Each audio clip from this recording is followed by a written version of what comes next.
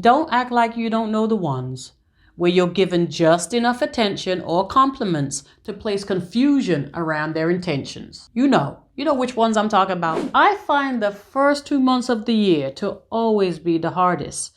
You start off with that same old mantra, new year, new me. You tell yourself you're going to improve your grades, make better nutritional choices, exercise more, save more money, and so on and so on. And if it feels like you're doing the same thing year after year and not seeing much results, maybe this year consider doing something different. To experience big changes, you have to make difficult choices, not just for your physical appearance, but for your mental appearance too. This video is going to be part 1 of what I'm calling out with the old and in with the new.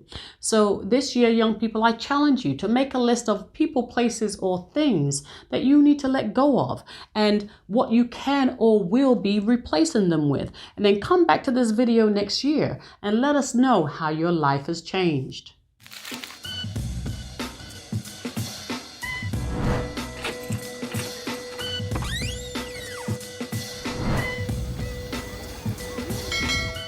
Welcome back to SuesSpace, and thank you so much for your likes, your shares, and your support. This channel was created for you young people so that you can have a space to talk about your struggles and challenges.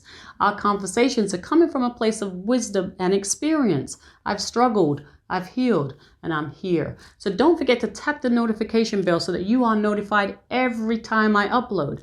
This will help with my mission of reaching as many young people as possible. Your voice matters, so let's grow this space together. A plant can't grow in an unhealthy environment, and the same thing goes for whatever you're trying to attract in your life. So when you plan on making certain life changes, make sure you're removing, cutting out, weeding out what's not working for you to start building on a good foundation in order for things to grow. Change is not all bad, and I'm going to be talking about a few changes that I had to make, but it's going to be up to you young people to make your own personal list. Number 1, out with being loyal to people who are not loyal to you. Out with the toxicity and the bull. Bleep. It could be hard for you to cut people off. I know it was for me. I was loyal to a fault. Too loyal.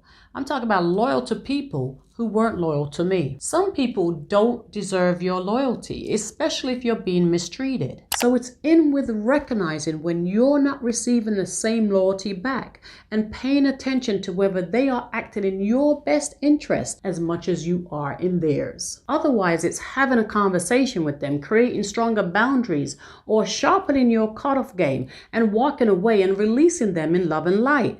Namaste. Namaste. Number 2, it's outward giving people more chances than they deserve.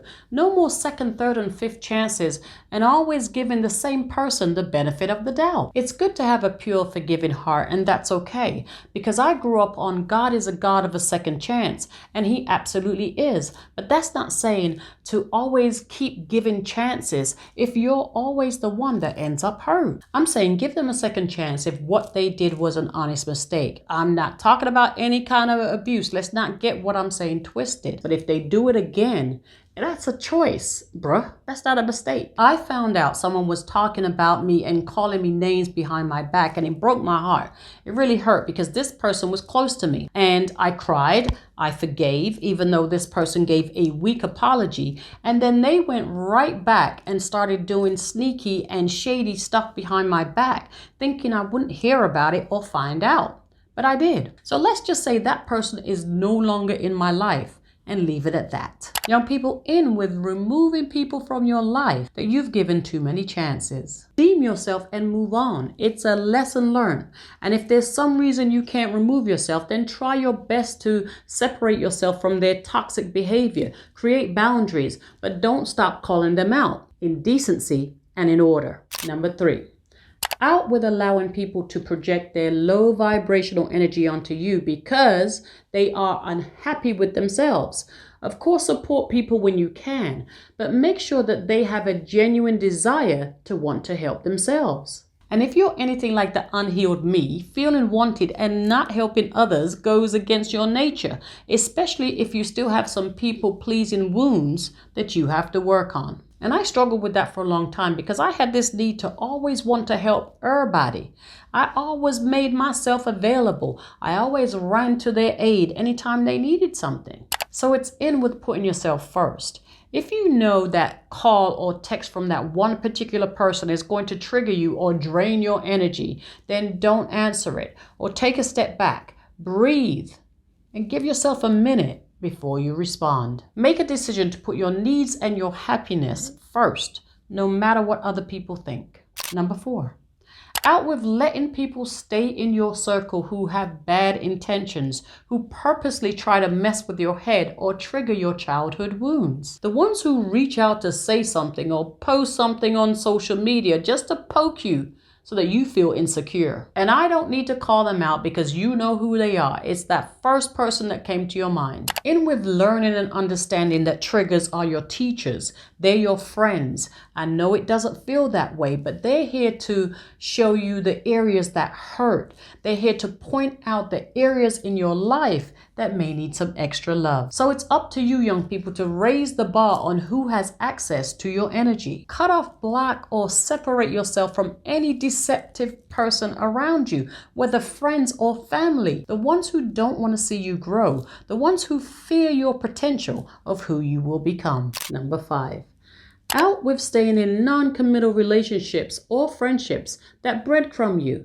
The ones where no clear boundaries are set. Don't act like you don't know the ones where you're given just enough attention or compliments to place confusion around their intentions. You know which ones I'm talking about. You know, where they give you just enough to keep you wondering whether they are truly interested in you or if they're stringing you along to keep you hooked on them, but they never really commit to a real relationship. Like they drop little breadcrumbs for you to follow, but the breadcrumbs never lead to a stable, loving relationship. Hansel and Gretel left breadcrumbs, but the birds ate theirs. Okay, I've done that. And I followed. And I've been a fool. I've been a fool. Didn't Hansel and Gretel drop breadcrumbs in the woods so that they could find their way back home and the birds ate them? So anytime you realize that you're being breadcrumbed, just know that you're not going to get a fairy tale ending. They didn't. They got lost. Breadcrumbers are either not really interested in you or they're in another romantic relationship. So it's in with not falling for those empty compliments and those random flirtatious messages every other week. It's their attempt to make you feel special. It's just an illusion to make you believe that they're still interested. Like, don't go nowhere. I'm still here.